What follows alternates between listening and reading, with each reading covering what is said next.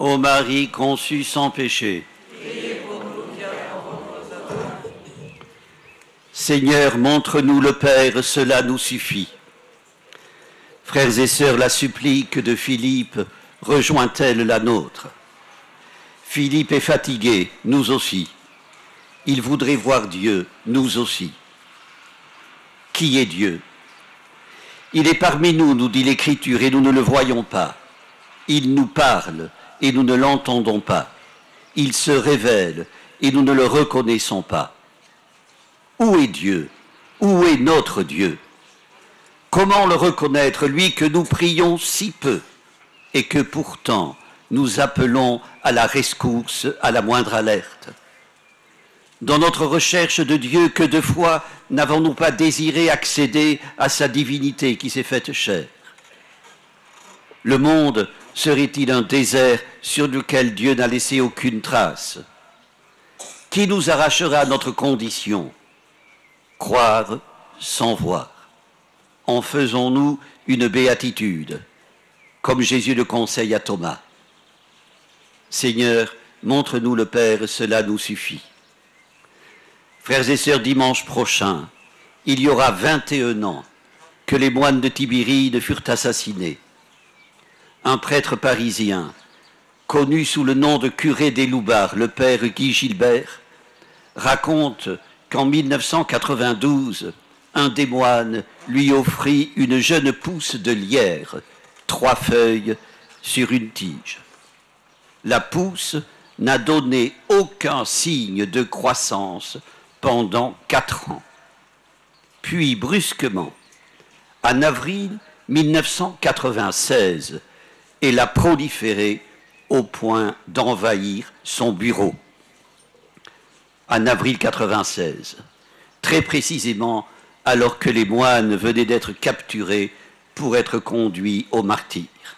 Quelle coïncidence, note le père Gilbert. Elle laissera froid le sceptique, qui la tiendra pour fortuite. Elle rapprochera le croyant de ce qu'il cherche.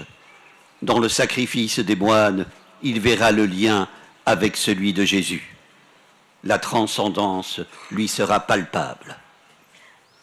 Seigneur, montre-nous le Père. Cela nous suffit, suppliait Philippe. Allons à la réponse de Jésus. Il y a si longtemps que je suis avec vous et tu ne me connais pas, Philippe. Celui qui m'a vu a vu le Père.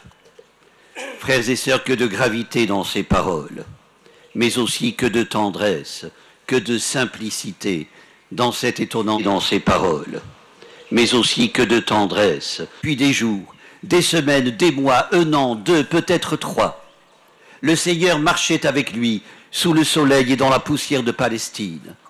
Et Philippe ne le reconnaissait pas. Frères et sœurs, l'amour patient de Jésus pour Philippe et pour ceux qui l'entourent ne le conduit pas à proposer des consolations décevantes en ces instants ultimes.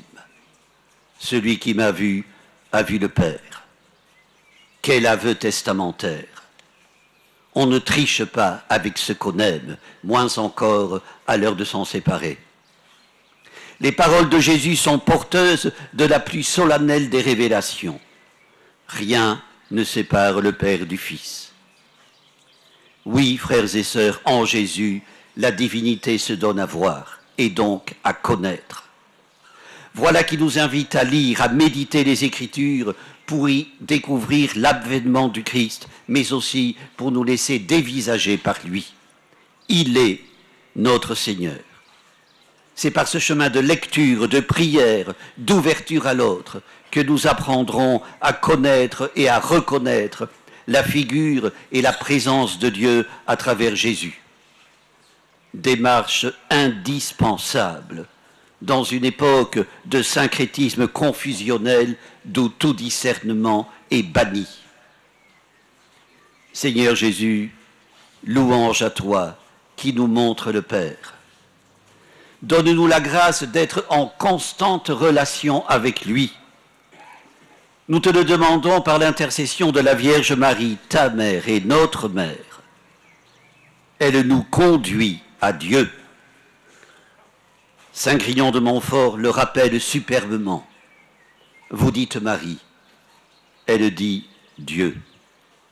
Qu'elle nous délivre de notre aveuglement, pour que nous puissions te connaître et connaître le Père. Amen.